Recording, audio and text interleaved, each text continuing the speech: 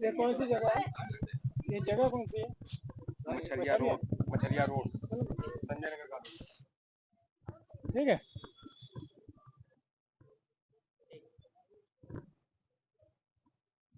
मैं प्रेम बाबू, राजधानी न्यूज 24 से।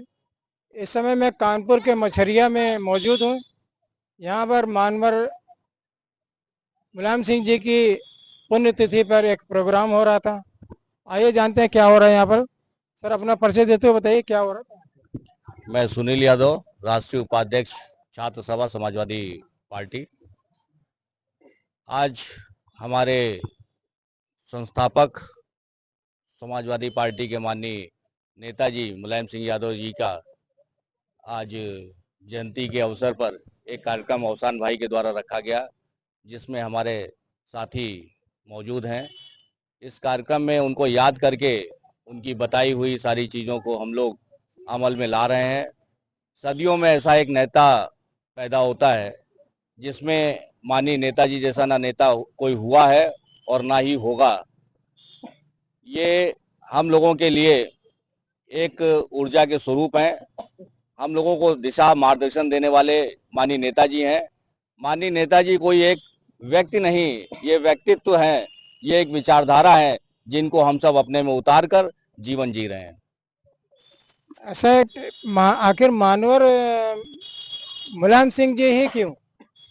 माननीय नेताजी के विचारों से मैं प्रभावित हुआ, लोहिया जी के विचारों से मैं प्रभावित हुआ, जयप्रकाश जी के विचारों से मैं प्रभावित हुआ। इनकी जो विचारधारा थी समाजवाद की, यानी कि बराबरी का अधिकार, समाजवाद का मतलब बराबरी, हर वर्ग, हर समाज, हर लिंग, हर जाति सब बराबर है, कोई ऊंच नीच का भाव नहीं है। और यहाँ पर समाजवाद में एक ही बात है कि ना 100 से ज्यादा ना 1000 से कम, यही समाजवाद का यही तकाजा। शायद मुझे लगता है कि मानवर काशीराम साहब और मुलायम सिंह जी ने दोनों आपस में मिले, और मिलने के बाद में मुलायम सिंह जी ने एक नारा भी दिया था, मिले मुलायम काशीराम वगैरह वगैरह। अपना परिचय देते हुए बताइए सर, क्या जरूरत पड़ी थी इस नारे की? सियासत और राजनीति में सब कुछ जायज है। जिनके साथ नेताजी ने कंधे से कंधा मिलाकर के समाज के पिछड़े दलितों को, मजलूमों को न्याय दिलाने के लिए मान्यवर काशीराम जी के साथ, ये गठबंधन नहीं था, ये सामाजिक न्याय का गठबंधन था। उसको राजनीतिक गठबंधन आप कह सकते हैं, लेकिन वो सामाजिक न्याय का गठबंधन था। और शायद जो काशीराम जी ने सपने देखे थे, उनको कल की रैली में मायावती जी ने चकनाचूर किया है। रैली में लोग तो गए, लेकिन रैली से निकलने के बाद में उनकी आंखों में आंसू थे कि शायद सामाजिक न्याय के पुरोधा मानव काशीराम जी ने जो सपने देखे थे, उनको बहन जी ने नष्ट नाबूद कर दिया है। बाकी आज श्रद्धेय नेताजी की पुण्यतिथि है, आप उस पर सवाल करें तो ज्यादा बेहतर होगा। मैं जहाँ तक मैं जानता हूँ कि लालू जी, मुलायम सिंह यादव जी जिस समय अपनी जवानी में राजनीति किया करते थे, मैंने देखा है कि वर्तमान चीफ मिनिस्टर यूपी के, उनको लोकसभा के अंदर मैंने रोते हुए देखा है। इतना दबाव या आतंक शब्द तो नहीं कहेंगे, क्या कारण हुए कि योगी जी को रोना पड़ा लोकसभा के अंदर? देखिए, पहली चीज तो ये समझ लीजिए कि इतने मुकदमों के बाद आजम खान साहब की ये स्थिति हुई कि उन्होंने 114 मुकदमे तो उनके ऊपर स्वयं है। परिवार के अगर सबको मिला लें तो शायद सैकड़ों होंगे पूरे परिवार पे। और उन्होंने स्वयं कहा है कि अगर इसकी सजा देखी जाए तो शायद कई जन्म लेने पड़ेंगे। योगी जी में यही अंतर है कि उन्होंने सारे मुकदमे अपने ऊपर के सारे स्वयं हटा लिए। इसके लिए अगर उनको कभी इस तरीके कोई बात या जो भी उनको अपने आप में महसूस हो रहा है, ये यहाँ नहीं तो ऊपर वाले को कहीं ना कहीं जवाब देना पड़ता है।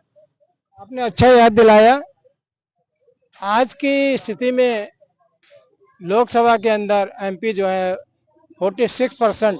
यादव जी जिस समय राजनीति में उन्होंने कदम रखा और वो हमारे युवा मोर्चा के राष्ट्रीय अध्यक्ष भी थे, उसी समय अमर सिंह जी ने नेताजी से कहा कि कुछ ऐसे लोगों को जिनको पार्टी में लिया जाए, और अखिलेश यादव जी को जैसी इस बात की जानकारी में आया, उन्होंने तुरंत संज्ञान लेते हुए नेताजी को इस बात को समझाया कि किसी भी आपराधिक प्रवृत्ति या इस तरीके के लोगों को कतई पार्टी में ना लिया जाए।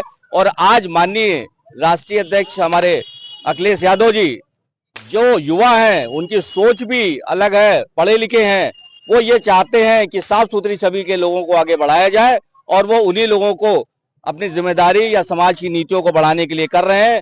क्योंकि राजनीति एक ऐसी चीज है जो देश की नीतियों को बनाती और बिगाड़ती है। हमारी दो मुख्य मंदिर जो पार्लियामेंट और विधानसभा है, हम सभी लोग यहाँ जो मौजूद हैं, ना किसी मुकदमे के ऊपर ना इस तरीके कोई चीजें हैं, वो उन्हीं लोगों को पसंद करते हैं। और हमारी समाजवादी पार्टी की छवि भी अब साफ सुथरी है, और उन्हीं लोगों को उन्होंने लोकसभा और विधानसभा के कैंडिडेट का पद दिया जा रहा है।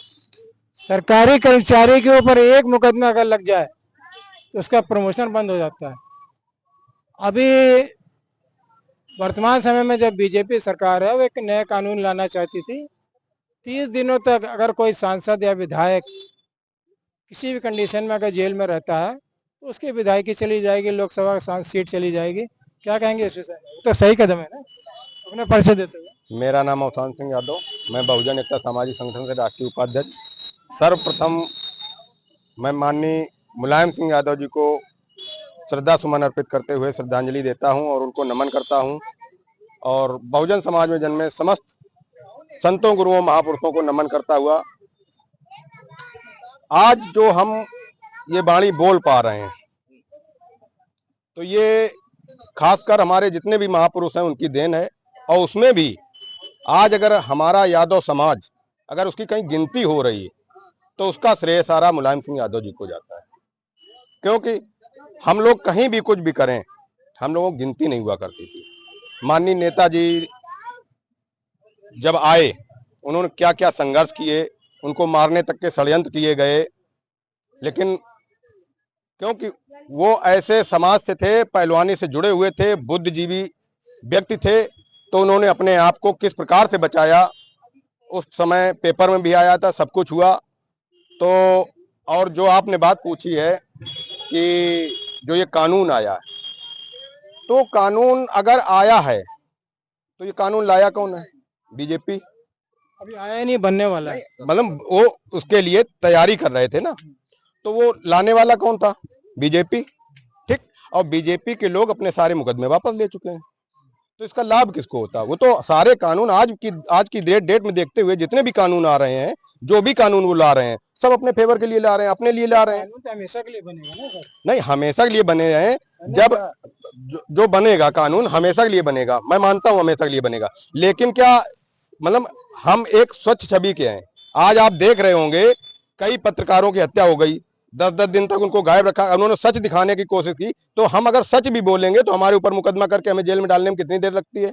जब पावर आपके हाथ में होगा तो हमें जेल में डाल के 30 दिन तक आप जमानत नहीं मिलने देंगे हमारी सारी, तो सरकार क्या बदल पाएगी? तो इसलिए वो भाई दूसरे के लिए वो कानून है ही नहीं। किस एंगल से आप देख सकते हैं? अगर विपक्ष उस पर सवाल उठाएगा तो उसको जेल में डाल के उसकी सारी समस्याएं खत्म कर दी जाएंगी कि वो कहीं पे भी चुनाव लड़ने के लिए पात्र ना बचे।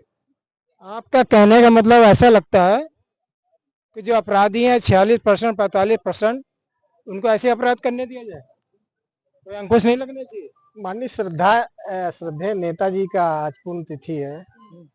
मैंने आपसे पहले भी आग्रह किया था कि आप उन्हीं पे सवाल करें। चलिए सर, ये सवाल आप सवालों का जवाब भी ले लीजिए।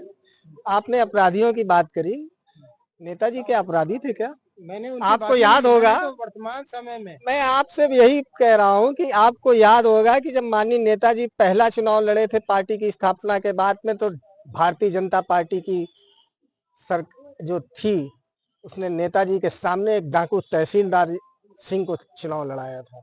आपको शायद वो दिन याद नहीं होगा। अपराधी अपने को अपराधी नहीं कहते हैं। आपने पूछा, सदन में रो रहे थे, जिनका जिगरा नेताजी को क्यों कहा जाता है? कि झुकना जिसने कभी न सीखा उसका नाम मुलायम। उन्होंने कितने संघर्ष किए, जानलेवा हमले हुए, वो तो कभी नहीं रोए किसी के सामने। यहाँ तक कि हमारा शुद्धिकरण करा दिया गया। हमने यादव जात में जन्म लिया है। कितने यादव लोग शहीद होते हैं, कृष्ण के वंशज हैं। क्या संवैधानिक पद में बैठे हुए मुख्यमंत्री को यह अधिकार था कि वो शुद्धिकरण करा देता? हम भले शूद्र जात में जन्म लें, ये तो वर्ण व्यवस्था उन्होंने करी है। ये मनवादी सोच के पोषक लोग आज जब जान रहे हैं कि पीढ़िया समाज एक हो गया है, तो अनर्गल कानून ला रहे हैं और अनर्गल बातें कर रहे हैं। शमशान और कब्रिस्तान की बात करते हैं, यादवों से थाने भरे। मैं पूछना चाहता हूँ आज कि आज किनसे थाने भरे? मनवादियों के। मनवादियों के नहीं कह रहा हूँ, थाने किनसे भरे हैं आप पता करिए। आप अच्छे पत्रकार हैं और आपका बहुत बहुत सम्मान है कि आप ऐसी पुण्यतिथि में आप आए, हमारा सबका हौसला बढ़ाया, अच्छे अच्छे प्रश्न किए। लेकिन आप ही के द्वारा, आप ही के माध्यम से तो हम अपनी बातें कह पाएंगे। आपके पत्रकारों के ऊपर कितने जानलेवा हमले हुए, कितने पत्रकारों को पेशाब पिलाई गई। जब वो सच की बात उठाते हैं तो ये तानाशाही सरकार बर्दाश्त नहीं कर पाती है। आज एक सवाल और उठता है कि मैं देख रहा था कल लखनऊ के अंदर जो रैली हुई है, बहन जी ने की, बसपा ने की है, थोड़ा सा आगे आ जाइए। वहां पर उन्होंने किसी को बुलाया नहीं था। जैसे आज पुण्यतिथि मुलायम सिंह जी की मनाई जा रही है, वैसे ही कल काशीराम साहब की पुण्यतिथि थी और ऐसा लग रहा था जैसे कान लखनऊ के अंदर कोई मेला लगा हुआ है। तो वो एक आक्रोश था जनता का। वर्तमान में जो सरकार सत्ता पे बैठी हुई है, 45% बेरोजगारी आज देश के अंदर है और महंगाई चरम पर है। बंदे के विषय में एक कहा जाता है कि सर वो विदेश जाते थे कि काम विशेष से जाते थे। तो ये सब क्या कहेंगे? जनता आखिर इतने एकजुट हो रही है लेकिन नेता नहीं एकजुट हो पा रहे। मेरा अपना नाम परिचय देते हुए। राकेश दीक्षित मेरा नाम है।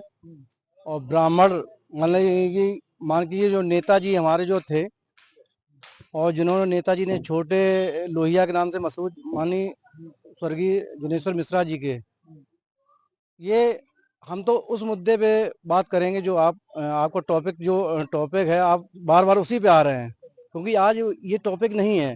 टॉपिक आज के जो मुद्दे हैं, मेन मुद्दे हाँ वो बता रहे हैं। हाँ, पर्चा भी हमारा राकेश दीक्षित, प्रदेश सचिव समाजवादी लोहिया वाहिनी में, उत्तर प्रदेश में प्रदेश सचिव हूँ। आपने जो सवाल किया है बहन मायावती जी की, अब जो भीड़ आई कहाँ से है? इतनी व्यवस्थाएं, आज हम लोग कोई एक छोटा सा कार्यक्रम करने जाते हैं तो होने नहीं दिया जाता है, परमिशन लेनी पड़ती है, थाने में जानकारी देनी पड़ती है, सीओ क्या देनी। अब है तो वो उन्हीं के पार्टी के भाई, सहयोग तो बीजेपी ही कर रही ना। कुल मिला के आप कहना चाहते हैं बीएसपी बीजेपी की बी टीम है? कल आपने सुना नहीं उन्होंने जो कहा? अगर आपने भाषण सुना होता तो शायद ये बात मुझसे ना पूछते। उन्होंने स्वयं कहा है कि योगी जी ठीक कर रहे हैं और उनकी पार्टी के लोगों ने कहा है कि बहन जी सच बोल रही है। इसका मतलब अगर आप विपक्ष में रह के सत्ता की बुराई नहीं कर सकते तो उसके कई अनेक कारण भी हैं। इसी बात की तो 15 साल सजा मिल रही है ना उनको। देखिए, आप बात को समझिए, उनको सजा जनता दे रही है और जो गलत काम कर रहे हैं इनको फिर सजा देगी। चलिए, इस समय वर्तमान में बिहार के समय जो चुनाव हो रहा है उस विषय में बात करते हैं। क्या होगा बिहार के अंदर? इसकी सरकार बनेगी? मैं कोई भविष्यवक्ता नहीं हूँ और राजनीति में भविष्यवाणी भी नहीं करनी चाहिए, लेकिन जनता ने दिखा दिया है राहुल गांधी और तेजस्वी की रैली में, और जिस तरह से चिराग पासवान और वहाँ के जो भारतीय जनता पार्टी के सहयोगी दल हैं, जिस तरह से उन्होंने आवाज उठा दी है, इसका मतलब है निश्चित तौर से कि बहुत अच्छे परिणाम आने वाले हैं और भारतीय जनता पार्टी को वहाँ धूल चाटनी पड़ेगी और तेजस्वी यादव के नेतृत्व में सरकार बनेगी। उप मुख्यमंत्री के लिए भी, लेकिन नीतीश कुमार अब बिहार के मुख्यमंत्री नहीं बन सकते। आप कह रहे हैं कि साहब इंडिया टीम की, इंडिया अलायंस की सरकार बनेगी। मुझे जहां तक याद आ रहा है 65 लाख वोटर तो उन्होंने काट दिए बिहार से और 24 लाख उन्होंने अपने वोट जोड़ दिए। कैसे सरकार बनेगी बिहार में इंडिया की? सर, इस बार आप देख रहे हैं सरकार युवा बदलता है और 3 युवाओं की जोड़ी बिहार को मिल चुकी है। आपने देखा होगा कि हमारे दो बहन प्रवक्ता बहनें, दो ने जब मीडिया को टीवी पे हिला के रख दिया है बिहार के विषय पे कि बीजेपी का प्रवक्ता नहीं बोल पाता है, उसमें मीडिया के एंकर को बीच में एंट्री लेनी पड़ती है। तो आप इससे देख चुके हैं। और चुनाव के पहले क्या जरूरत पड़ी, अगर वो जीत रहे होते, अगर उनको अपनी जीत दिखाई दे रही होती, तो क्या महिलाओं के खाते में 10-10 हजार रुपए डाले जाते? पहले मोदी जी डालते हैं, इसके बाद नीतीश जी डालते हैं, दूसरे दिन चुनाव की घोषणा हो जाती है। हालांकि मैं राजनीतिक व्यक्ति नहीं हूं, मेरा किसी पार्टी से कोई सरोकार नहीं है, लेकिन तो है, वोटर है और दर्द है। और जो अभी तक आपने बात पूछी कि कल कांसीराम जी की जयंती थी, वो पूर्ण तिथि थी, तो कल जो भीड़ वहां पे आई, वो एक लंबे अरसे के बाद जो इंतजार था लोगों को कि बहन जी वहां से कुछ अच्छा संदेश समाज को देंगी, लेकिन उन्होंने संदेश क्या दिया? जो लोगों के दिमाग में पहले से चल रहा था, उसी चीज को उन्होंने स्वीकार कर लिया। बस, बाकी इसके आगे आप पत्रकार खुद ही समझदार हैं, हम आपको और क्या बताएं। हमसे ज्यादा तो आप समझदार हैं, सवाल उठाते हैं, बात करते हैं, तो आप खुद समझदार हैं। जब राजनीतिक पार्टी हार जाती है तो कहती है साहब ईवीएम ने किया, ईवीएम ने हराया, लेकिन असली मुद्दा तो ये दिखाई दे रहा है कि आपको जब वोटर ही नहीं रखा जाएगा, 1 लाख वोट इधर का उधर कर दिया उन्होंने, जीतेंगे। देखिए असली मुद्दे आप बात समझिए, असली मुद्दे बेरोजगारी है। आज के समय में नौजवान परेशान है। नहीं देखिए, वो बेईमानी पे वही उतारू हैं, साम दाम दंडभेद करने पे उतारू हैं, लेकिन जो असली मुद्दा है, मैं आपके माध्यम से जनता को संदेश देना चाहता हूँ कि बेरोजगारी है। पेपर लीक की जो व्यवस्था है, इस समय पेपर इतने लीक हो रहे हैं कि नौजवान परेशान है, पूरे साल तैयारी करता है, कहीं कोचिंग पढ़ता है और उसके बाद आके पेपर लीक हो जाता है। महंगाई सबसे प्रमुख मुद्दा है आज के समय में। आप देख रहे हैं कि अगर 2 बच्चे हैं तो परिवार चलाना कितना मुश्किल है। इसके साथ ही साथ जो महिलाओं का सशक्तिकरण, इस समय लॉ एंड ऑर्डर इतना खराब है, महिलाओं पे रोजमर्रा की बातें आ रही हैं, सुनने को आ रही हैं। और यूपी नंबर 1 पे, और क्राइम, अभी एनसीबी की रिपोर्ट आई है जिसमें यूपी नंबर 1 पे महिलाओं के ऊपर रिपोर्ट आई है। आप बात को समझिए हमारी, मैं क्या कहना चाह रहा हूँ, आपके माध्यम से मैं जनता को बताना चाह रहा हूँ कि ये जो मुख्य मुद्दे हैं, महिलाओं का की सुरक्षा का सवाल है, बेरोजगारी का सवाल है, महंगाई का सवाल है, व्यापारियों की समस्या है। आज हमारे भाई औसान भाई व्यापार कर रहे हैं, आप इनसे पूछिए कि जो ये व्यापार कर रहे हैं मोबाइल या इलेक्ट्रॉनिक्स का, 70-80% ऑनलाइन बिक्री हो रही है। एक छोटे दुकानदार पे क्या बीत रही होगी, किस तरीके से ये अपना काम चला रहे हैं, ये मैं जानता हूं, ये जानते हैं। आप ये समझिए कि ये जो नीति बनाई गई है, यही व्यवस्था खराब है। तो इसको आज हमारे माननीय नेताजी का के पुण्यतिथि के अवसर पर हम सब लोग एकत्रित हुए हैं और आज हम लोग माननीय नेताजी को याद कर रहे हैं। वो नाम से कठोर, अंदर से कठोर थे, लेकिन नाम उनका मुलायम था। वो अखाड़े के पहलवान थे, वो जानते थे कि किस दांवपेच से किस तरीके से अपनी विपक्षी को पलटा जाता है। आज उन्हीं की नीतियों को हम लोग याद करते हुए, माननीय मुलायम सिंह जी को पुनः नमन करते हुए, मैं सभी लोगों का आपका भी धन्यवाद देता हूं। आभार। बातें बहुत कुछ कहनी थी, लेकिन होम मिनिस्टर का फोन आ रहा है, जाना जरूरी है, इसलिए इसको यहीं पर समाप्त करते हैं। बहुत बहुत धन्यवाद सर।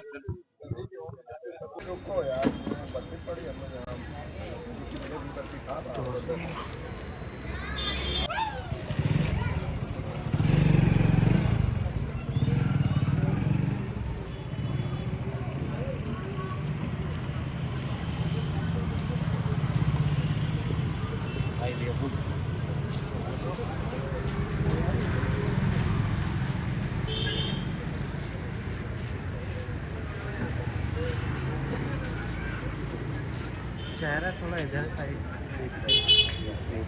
अभी तो हम परसों निकले थे यार, एक कार्यक्रम था आगे।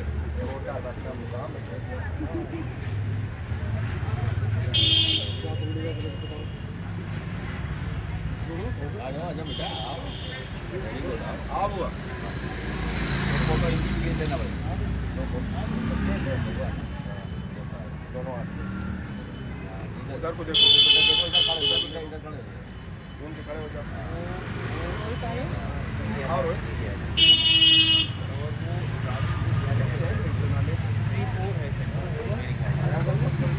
इधर से ले रहे हैं, अगर आप उधर से लेते तो इधर सामने, लेकिन दिल के बहुत बड़े हैं। ये तो बैक पोर्शन जो है जितने भी आएगा, इसके बारे में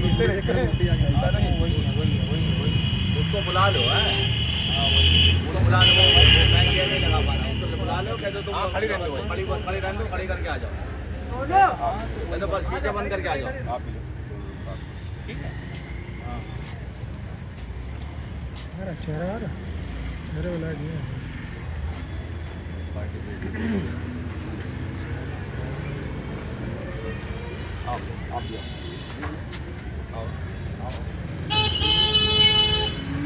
आप ये सब लोग आ जाओ, सब लोग खड़े हो जाओ, सब लोग आ जाइए। हाँ, ये मेन काम भूले जा रहे हो। अरे जरूर आओ,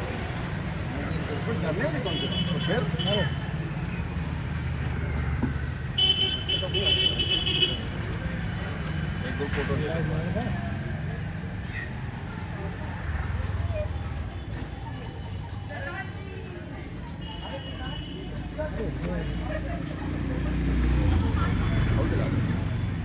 थोड़ा ऐसे बनाओ तो आ जाएंगे, आगे आवाज नेताजी की फोटो खड़ी जाएगी, ऐसे आओ, फोटो बनाओ ऐसे वहीं खड़े रहो, समझेंगे। तो आओ, तुम वहाँ पे आओ, बैठो, एक बेटा दो इधर आओ तुम। वीडियो बना लो इसी में।